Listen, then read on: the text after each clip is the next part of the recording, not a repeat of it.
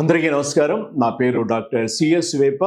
Memory and study స్కిల్స్లో భాగంగా మేము నిర్వహిస్తున్నటువంటి కార్యక్రమానికి మీ అందరికీ కూడా స్వాగతం. ఈరోజు మనం ఒక కామన్ విషయం, అందరికీ పనికొచ్చేటువంటి విషయం, మీరు ఖచ్చితంగా పాటించాల్సినది ఒకటి నేర్చుకుందాం, తెలుసుకుని నేర్చుకుందాం. సో దాని పేరు హాబీ. హాబీకి చదువులకి సంబంధం ఉందా? ఉందండి, చాలా బాగా ఉంది. మీరు హాబీస్ ఎవరైతే పిల్లల్లో ఉంటాయో వాళ్ళకి ఆల్రౌండ్ డెవలప్మెంట్ అనేది ఖచ్చితంగా కనిపిస్తుంది. హాబీ అంటే ఏంటి, ఎటువంటి హాబీ పిల్లలు సెలెక్ట్ చేసుకోవాలి, హాబీ లేకపోతే ఏమవుతుంది, ఇవన్నీ కూడా డిస్కస్ చేద్దాం. హాబీ అనేది ఎవరికి వాళ్ళు సెలెక్ట్ చేసుకునేటువంటి వీలుంది. వాళ్ళకి ఇష్టమైన అంశంలో ఆ అంశాన్ని వాళ్ళు హాబీ కింద డెవలప్ చేసుకోవచ్చు. చదువుకి సంబంధం లేనిది కూడా అవ్వచ్చు. ఎప్పుడైతే ఒక హాబీని డెవలప్ చేసుకుని ఉంటారో అటువంటి పిల్లలు, అటువంటి విద్యార్థులు ఎప్పుడూ కూడా హ్యాపీగా ఉంటారు. హాబీ అనేది ఎవరో ఒకళ్ళు టార్గెట్గా ఇచ్చింది కాదు, వేరే వాళ్ళు నిర్దేశించింది కాదు. అందులో ఎంత టైం స్పెండ్ చేయాలి, ఎంత డెప్త్కి వెళ్ళాలి అన్నది కూడా ఎవరూ చెప్పరు. ప్రతి విద్యార్థి కూడా తన హాబీని తనే పర్సూ చేసుకోవాలి.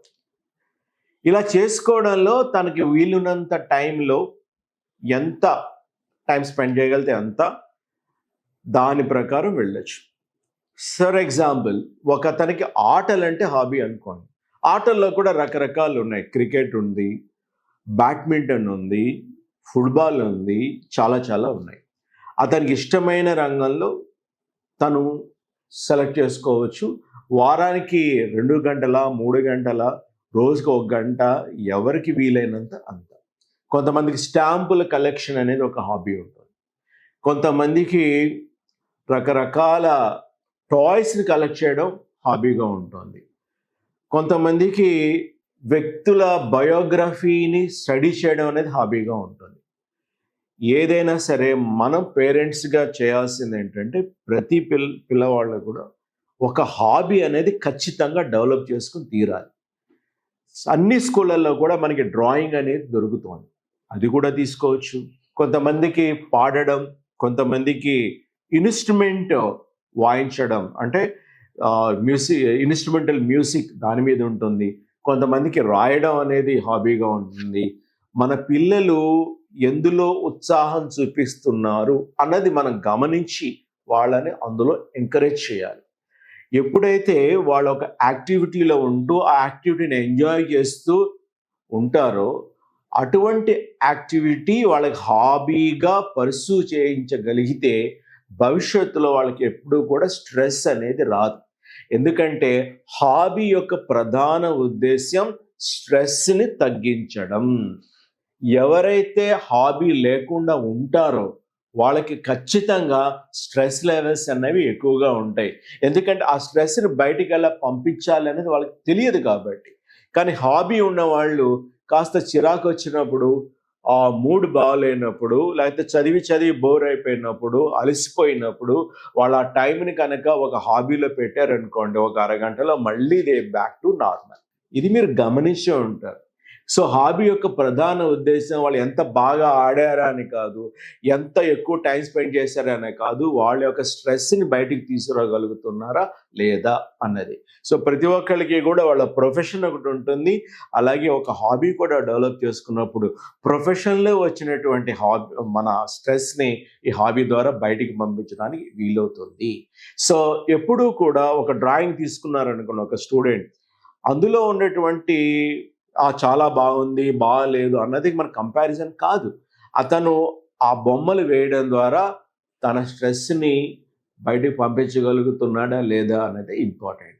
కాబట్టి పేరెంట్స్ అందరూ కూడా మీరు గమనించండి, మీ పిల్లలు ఎందులో వాళ్ళు ఇష్టం చూపిస్తున్నారు అని. లేదు వాళ్ళకి ఏమి చూపించట్లేదంటే కనుక మీరే ఎంకరేజ్ చేయండి. Why don't you try this, why don't you look at this అని. ఆ రంగాల్లో ఉన్న వాళ్ళ దగ్గరికి మీరు ఒకసారి తీసుకుని వెళ్ళండి, చూపించండి. అప్పుడు వాళ్ళకి ఎక్స్పోజర్ ఇచ్చినప్పుడే ఓహో ఇలా కూడా మనం చేయొచ్చా అన్న ఒకటి ఆలోచన అనేది వస్తుంది. ఇప్పుడు చాలామంది పిల్లలు కోడింగ్ నేర్చుకుంటున్నారు, అలాగే వాళ్ళు కొన్ని ఆ రిమోట్‌తో తయారు చేసేటువంటి వస్తువులను కూడా పనిచేసే వస్తువులు కూడా తయారు చేయడం జరుగుతోంది. రోబోట్ ట్రైనింగ్ చేసుకుంటున్నారు. ఇట్లా ఈ కాలంకి సంబంధించినవి ఫోటోగ్రఫీ ఒకటుంది. ఎంకరేజ్ చేయండి. మనకు చదువులు ఎంత ముఖ్యమో ఈ హాబీ కూడా చాలా ముఖ్యం. ఇది జీవితం అంతా కూడా వాళ్ళతో ఉంటుంది. ప్రతి మేజర్ ఇంటర్వ్యూలో కూడా వాళ్ళు ఖచ్చితంగా ఒక ప్రశ్న అడుగుతారు. What are your hobbies? ఆ హాబీస్ ఏంటి అని అడగడంలో వాళ్ళ యొక్క ఉద్దేశం, బాబు నీ స్ట్రెస్ నువ్వు బయటకెలా పంపించాలో నీకు తెలుసా? లేదా? అన్నది. చాలామంది అదొక నాలెడ్జ్ బేస్డ్ క్వెషన్ అనుకుంటారు. క్రికెట్ అనుకోండి, క్రికెట్ గురించి బాగా నేర్చుకుని వెళ్ళాలి, చదువుకుని వెళ్ళాలేమో అనుకుంటారు. నో, హాబీ అనేది నువ్వు ఎంజాయ్ చేస్తున్నావా లేదా అన్నదే వాళ్ళు చూస్తారు. నువ్వు ఎప్పుడైతే ఎంజాయ్ చేయడం మొదలెడతావో డెఫినెట్‌గా నీ స్ట్రెస్ అంతా బయటకి వెళ్ళిపోతుంది. కాబట్టి ఇన్ఫర్మేషన్ గ్యాదర్ చేయడానికి ప్రయత్నించకండి. ఓకే? ఎంజాయ్ చేయడానికి మాత్రం ప్రయత్నించండి. అది చాలా చాలా అవసరం. ఎప్పుడైతే ఒక హాబీ అనేది డెవలప్ చేసుకుంటారో క్రియేటివిటీ కూడా బాగా పెరుగుతుంది. మీ క్రియేటివ్ స్కిల్స్ పెరగడానికి హాబీ అనేది చాలా చాలా ఒక చక్కటి ప్లాట్‌ఫార్మ్‌ని క్రియేట్ చేసుకుంది. ఆ హాబీ అనేది ఎటువంటిదైనా పర్వాలేదు. ఇక కొంతమందికి పేర్లు గుర్తుపెట్టుకోవడం హాబీ. మెమరీ కూడా ఈ మధ్య హాబీగా తయారవుతోంది. కొంతమందికి కార్టూన్స్ వేయడం హాబీగా ఉంటుంది. కొంతమందికి జోక్స్ తయారు చేయడంలో ఉంటుంది. కొంతమందికి జోక్స్ చెప్పడంలో ఉంటుంది స్టాండర్డ్ కామెడియన్ లాగా. సో ఏదైనా సరే మన పిల్లల్ని ఎంకరేజ్ చేసినప్పుడు డెఫినెట్‌గా వాళ్ళు 1, 2 చూసుకొని అందులో వాళ్ళు నిష్ణాతులు అవ్వడానికి వీలుంటుంది. మనం వాళ్ళు ఎంత ఎక్స్‌పర్ట్స్ అయ్యారనేది కాదు, వాళ్ళు ఎంజాయ్ చేస్తున్నారా అనేది ఇంపార్టెంట్. బట్ స్కూల్ లెవెల్‌లోనే దీనికి బీజం పడితే ఆ కాలేజీలో గానీ మిగతా లైఫ్ అంతా కూడా వాళ్ళు ఖచ్చితంగా నేర్చుకోవడానికి వీలుంటుంది. ఇది ఇవన్నీ కూడా మనకి ఇన్ని బెనిఫిట్స్ ఉన్నాయి కాబట్టి మనం యాజ్ ఎ పేరెంట్ ఖచ్చితంగా పిల్లలకి ఒక హాబీ అనేది వాళ్ళు అలవాటు పరుచుకునేదాకా మనం వాళ్ళని ఎంకరేజ్ చేస్తే ఆ తర్వాత they can pull on their own. వాళ్ళందరూ వాళ్ళే ముందుకు తీసుకొని వెళ్ళగలుగుతారు. మీలాగా స్టూడెంట్స్ అందరికీ కూడా ఉపయోగపడేటట్టు మేము ఒక కోర్స్ తయారు చేసాం. ఆ కోర్స్ పేరు memory and study skills programme. ఇది 7 రోజుల కోర్స్. ఇది మీలాంటి వాళ్ళ కోసం, మీ ఇంప్రూవ్‌మెంట్ కోసం మేము డిజైన్ చేసాం. ఈ 7 రోజుల కోర్సులో ఎవరైతే జాయిన్ అవుతారో వాళ్ళకి చదువు ఎలా చదువుకోవాలి, చదివింది ఎలా గుర్తుపెట్టుకోవాలి, గుర్తుపెట్టుకున్న ఎగ్జామినేషన్‌లో మార్క్స్ తెచ్చుకునే విధంగా ఎలా రాయాలి అనే అంశాల మీద శిక్షణ ఉంటుంది. కాబట్టి మీకు అన్ని రకాలుగా ఉపయోగపడేటువంటి కోర్స్ ఇది. మీ మెమరీ పవర్ ఖచ్చితంగా పెరుగుతుంది. మీ కాన్సంట్రేషన్ లెవెల్స్ పెరుగుతాయి. మీ స్కోర్ పెరుగుతుంది. మీ ఆశ కూడా అదే కదా! డెఫినెట్‌గా మీకు 90 మార్కులు వస్తుంటే 91 తెచ్చుకోవడం ఎట్లా? 91 వస్తే దాన్ని 92 చేసుకోవడం ఎట్లా? ఇలాగా మీ యొక్క అపెటైట్ అంటే ఆకలి, మార్కుల ఆకలిని తీర్చేందుకు ఈ కోర్స్ అనేది ఎంతగానో ఉపయోగపడుతుంది.